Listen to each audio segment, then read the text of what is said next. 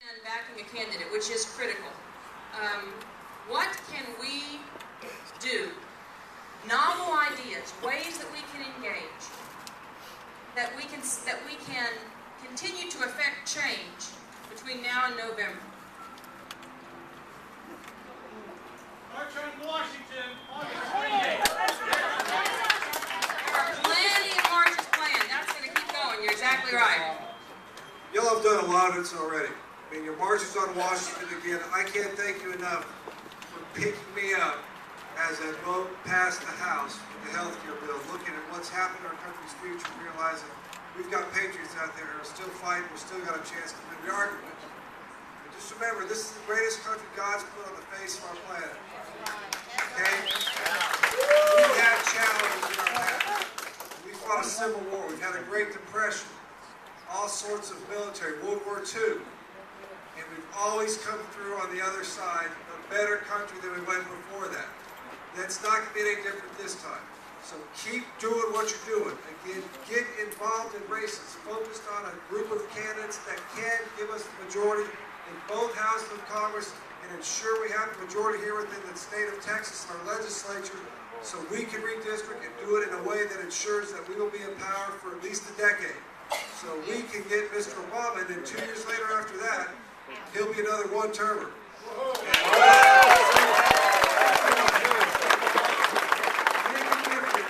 For those beautiful children that I mentioned of mine, your children, your grandchildren have the future that this country promised them when they were born.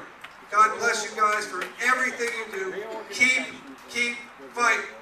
It's the future of our kids, our grandchildren, and the greatest country God's put on this earth.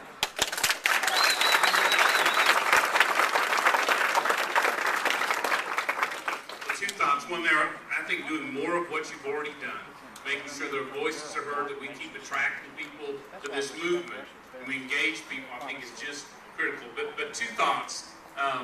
One, if you trust us and give us back the responsibility to govern in the House, we're going to do it right. That's exactly right. But part of the strategy needs to be, if we don't take back the Senate, next term, not only is the president up, but a number of Democratic senators, a bunch of Democratic senators up. I would, if I were in charge, one, I'd pass a repeal through the House and dare them to stop in the Senate. Secondly, if they do, I would take the most egregious part of this bill, one at a time, pull it out, vote it, and send it to the House, and dare them not to pass. I would do it on the second worst part of it, the tax increases, the third one, and I would dare them to stop, and then dare them to send it on to the president, and dare him to veto it. Because we're going to build the momentum that you started. We're just going to magnify that thing through this bill. So this passage isn't the end of the fight, it's the start, and in some ways, it gives us a great opportunity to find those who believe in liberty and those who believe in government. We have a great opportunity to do it. Final point. Can I suggest what you don't do? You've seen, especially in the last 2 to 3 weeks, the Democrats and the media attack the Tea Party movement like never before. Haven't you seen this? Yeah. Well, their goal, we've all watched this.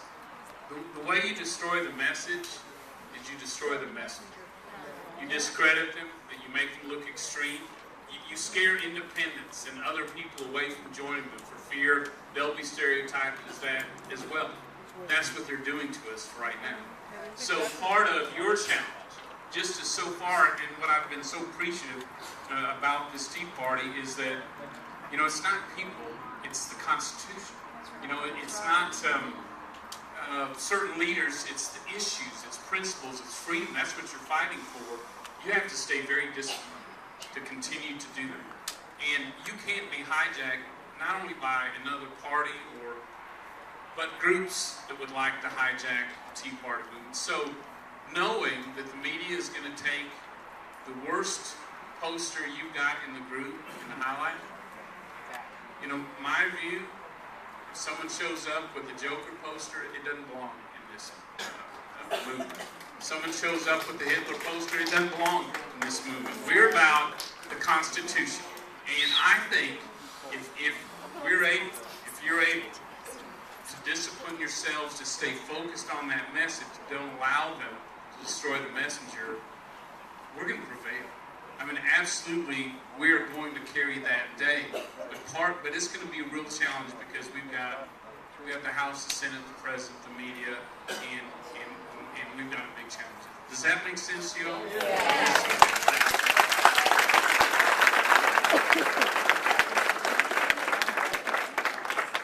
Thank you all for being here. It's been said several times, and it is true. You are the inspiration for those of us who are conservatives that serve in the House. You inspire us to do what is right for America and to represent you. We represent you. We don't represent a party. We don't represent the president. We don't represent the establishment. We represent you. And we're going to continue to do this as conservatives. And I would say this.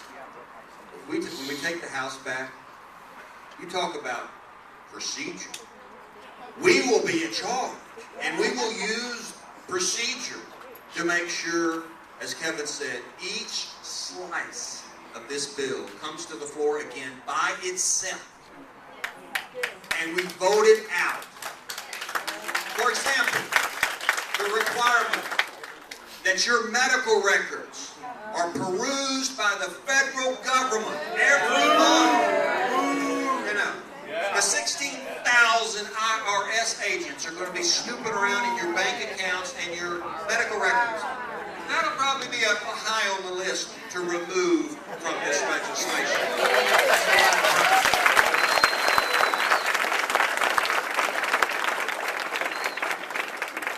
I want to mention one thing Kevin mentioned that is absolutely true. This bill, 2,700 pages long, is very ambiguous. And so when you get a piece of legislation that passes and you don't know what it means, you know, the people who decide are the bureaucrats. They decide what it means. You know, not the courts, the bureaucrats. So we haven't seen anything yet till they start reading the bill. You know, I think I'm a little tired of voting on bills that we don't read. This is a perfect example of that. You know. The other thing I want to close with this. You know, we got troops in Afghanistan. We got troops in Iraq. We got Americans all over the world doing great things for America and for people we don't even know. And those people, kids that are serving, representing the rest of us, are fighting every day for liberty. They're not fighting to establish more government programs and government control over our lives. But as they fight on the battlefields for us, we have a fight here at home too. That this is our country. And that you are engaged in the process. And that First Amendment, freedom of speech, and the right to peaceably assemble to make your grievances known before government, exercise those rights. Continue to be a voice for our country. There's never been a country like it, ever, ever. And we want to keep our country in the control of the people and make sure that we remember that phrase that is above our flag in Washington, D.C. in the House of Representatives.